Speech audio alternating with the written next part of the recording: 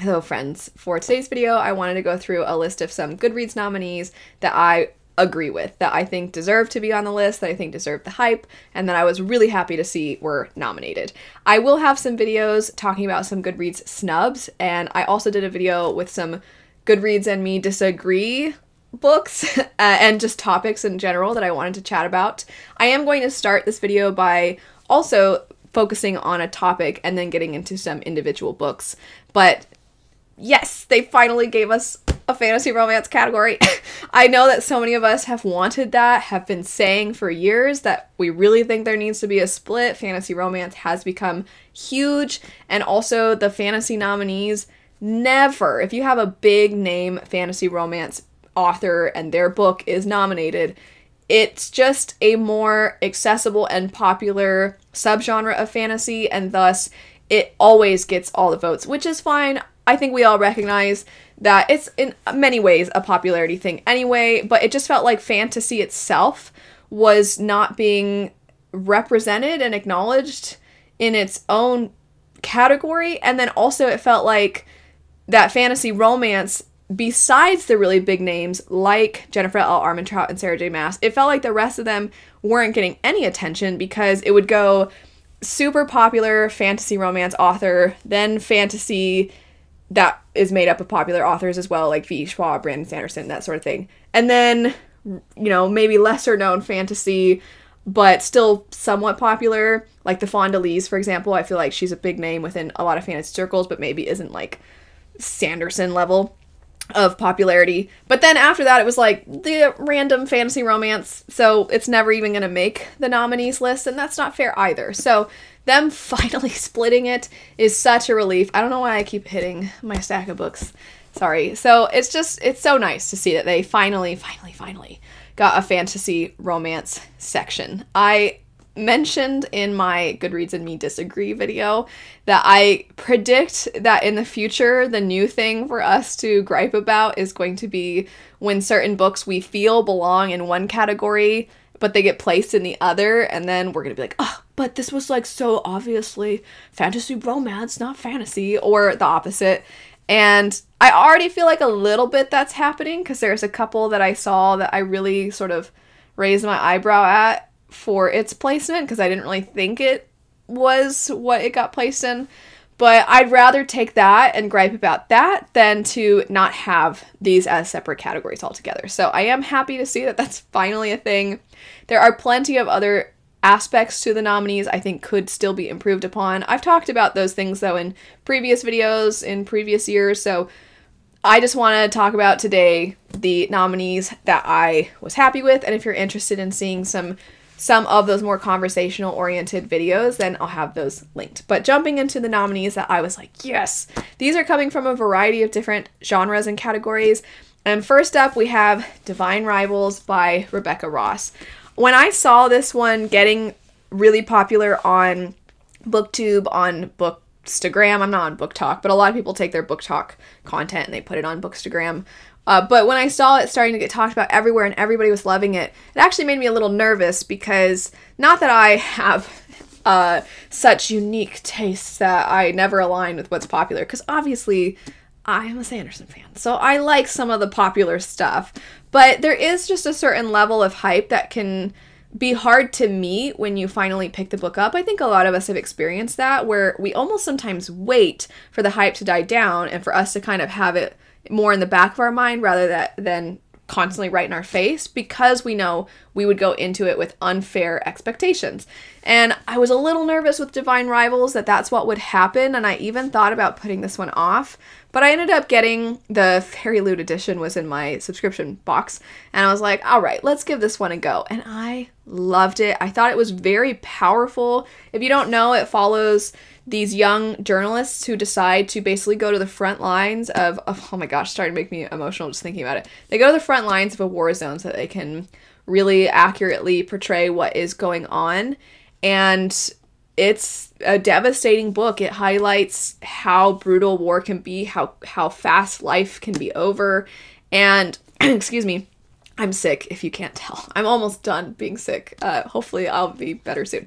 But anyway, so our main character she has these very sweet moments with other characters, with friendships, with romance, and also this familial bond because her brother is missing and she doesn't know if he's alive or dead. And there's just so much to it that shows the highs and lows of life. And then it shows those things within the context of a war setting. It's done so well. I think part of why I wasn't expecting it to hit as hard is because it feels like every cover out there looks cute and sweet and like it's going to be such a lovely story. And I'm like, what? When I picked it up, I'm like, this is heartbreaking. This is so sad. There were so many times that I got emotional reading that book. It's very, very good. I'm so glad that it was on the list. I hope it wins. I don't know when this video is going to go up, if the winners will have been announced. I don't think it'll win just because there's a Cassandra Clare book, I think, and there's a Stephanie Garber book. There's some big names that are in there, but I would love it if it won because I actually think it would deserve it. Not that the other ones wouldn't. It's just my own personal taste. I think Divine Rivals is he's the best. Anyway, next up we have, this one was, I believe, in both fiction and debut, and that would be Maame. This is one of my favorite books of the year. It was one of my favorite books that I read early on in the year, and it has still lasted as being one of my favorites. As many of you know, I typically read fantasy, but every now and then I branch out. Contemporary is not something I reach for very often, but this one I had a feeling was going to really resonate with me, as it's very much about being a caretaker for a family member when they are basically in the final stages of their life, and then the grieving process. So that I was like, wow, I have a feeling that that's going to hit pretty close to home. And it did. Obviously, me and this character are very different people with very different life experiences, but so much of those elements really hit. And I felt like there was so much to it that I know it's cheesy to say, but it's like I felt seen in a lot of these passages. So I really, for that reason, was very, very, I think definitely it deserved to be there, because it's not just that it's going to connect to people who have experienced that. I think it's also going to hopefully portray things in a way that is accessible for people who haven't actually gone through that. I don't want anybody to have to go through those things. It's awful, but I think it's the kind of book that can really create a lot of empathy. If you know, I just think it was really well done.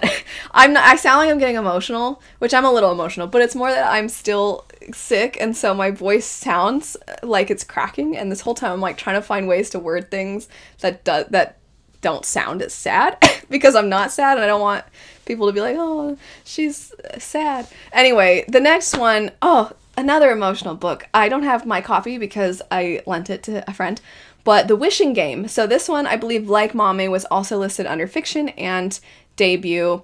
So sweet. It's basically a contemporary version of Willy Wonka and the Chocolate Factory.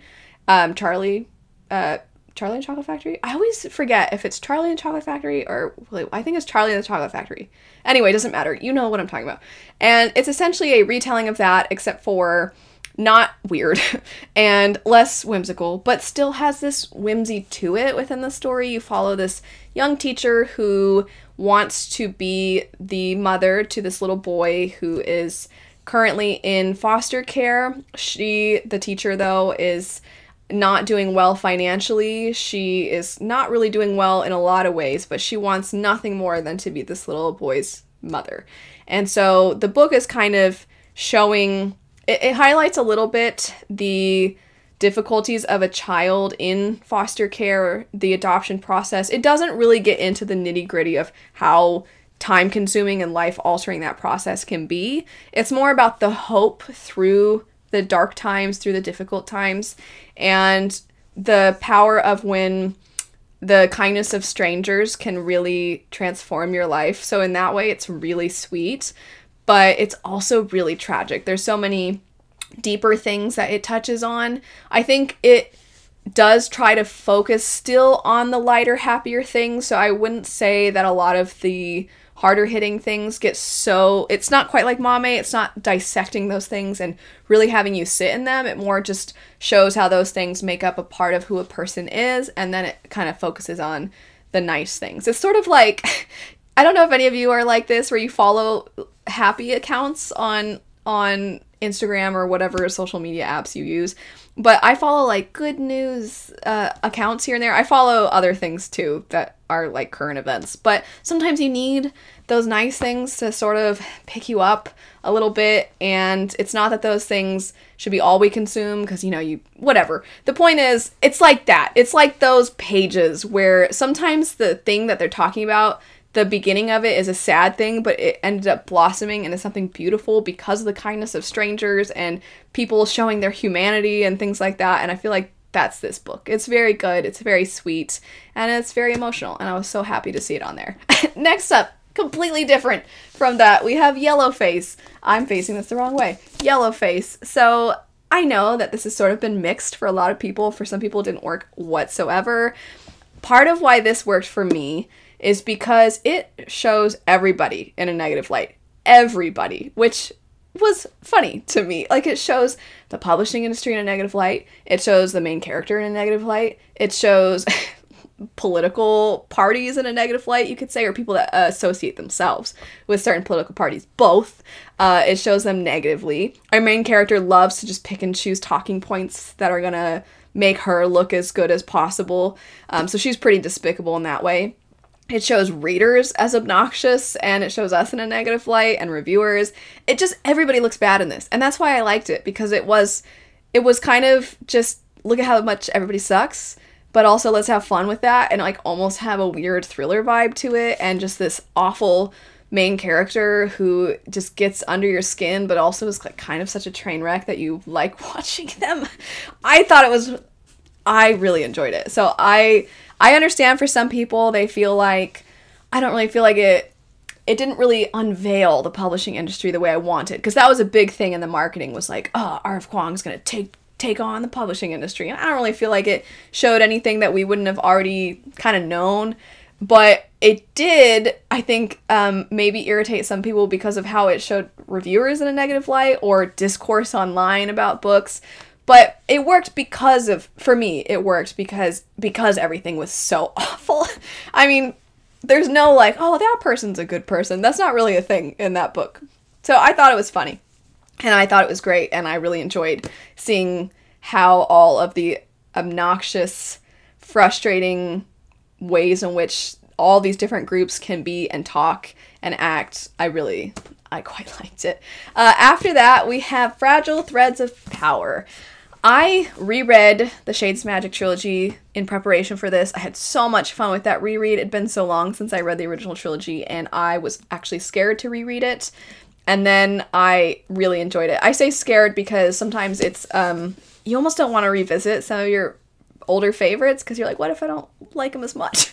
But I really enjoyed the original trilogy, and then jumping right into this just made for such a fun experience. It's been a long time since I've been able to just go right from the beginning of a series all the way through till its current point, and I had such a good time with that. I say it's been a long time. I'm excluding my reread of the Cosmere. But I felt like I was just so excited to be back in this world. I like the way that this world is expanding. I like the way its magic's expanding. I like our exploration of the trauma that our characters have endured and gone through within the first 3 books, but then seeing how they've changed in the years since, because there is a 7-year gap, but then also being introduced to new characters and new stakes, and then there being this sense of mystery in a lot of ways as to what the heck is going on with these new threats, what's going on with the different Londons, and I had so much fun with it. So glad to be back with it, and I'm glad it's on the list. I know V.E. Schwab's a big name, and, you know, it's like, well, yeah, it's probably gonna have been on that list regardless, but I actually do think that it was as good as I was hoping, and so for that reason, I was like, yeah, I'm glad that it's there. After that, we have Emily Wilde's Encyclopedia of Fairies. I love this book. It is written in journal entry format, which I know for a lot of people didn't really work. I loved the voice of the main character, though. She's very academic, and she's very much the kind of person that she plans things, and she keeps to herself, and she's not the best at interacting with other people.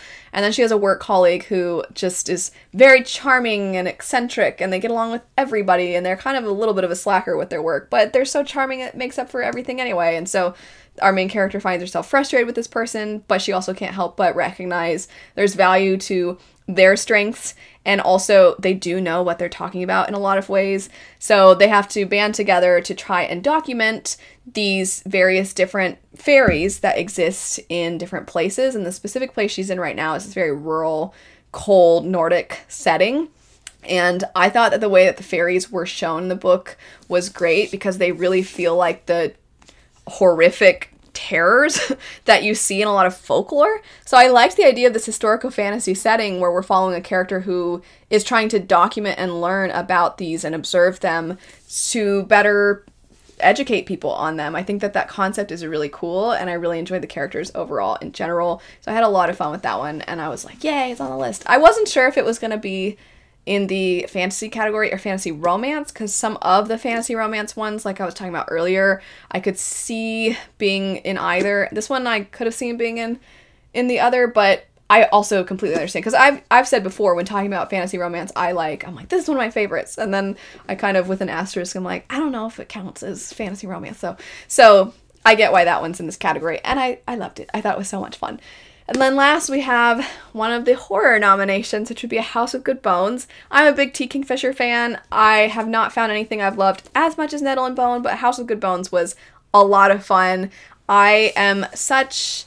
I'm very delicate, we'll say, when it comes to scary things. I find I'm okay in books, but watching stuff, I'm just like, nope, I don't want to see this. It's just going to linger with me too much. I already have a hard enough time sleeping, so I don't need anything else keeping me up. But House with Good Bones was just the right amount of creepy and also the right amount of funny, because T. Kingfisher just can't, it feels like she can't write a book without filling it with her signature humor, and I really like her sense of humor. I loved the main character's voice in this. I loved how she navigated the things that were happening. I feel like her reactions were realistic. And just in general, this sort of small town, gothic, southern setting I thought was done very, very well. So I'm glad this one is on the list. I'm not somebody who reads a ton of horror, so I by no means am saying like, oh, it should definitely win or anything like that, but I was excited to see it nominated. And if you are somebody who does tend to read more horror or horror fantasy, let me know what your recommendations would be, because I'm still very new to that genre. I only dip my toes here and there, and I know a lot of you actually do read a lot of it. So if you have your own recommendations for things that aren't too scary and that are funny also the way this one is, then let me know. But that's it for some things that I really was happy to see as nominees. The Goodreads and Me Agree list. I'm very curious what are some nominations that you were also really happy to see. I can predict that a lot of you were really happy to see The Will of the Many on there, which I have checked out from the library. I'm hoping to read it before the end of the year. I know my friend Monet, I feel like, was one of the first people to pick this up and read it and really like it, and since then I have wanted to pick it up, so I am excited for this one. But besides that, I said I predicted it like it was a fact, but let me know if there are others that you are really happy were nominated. We'll get into snubs, so be on the lookout for that, but I hope you have a great rest of your day. Thanks so much for watching, and I'll see you later. Bye.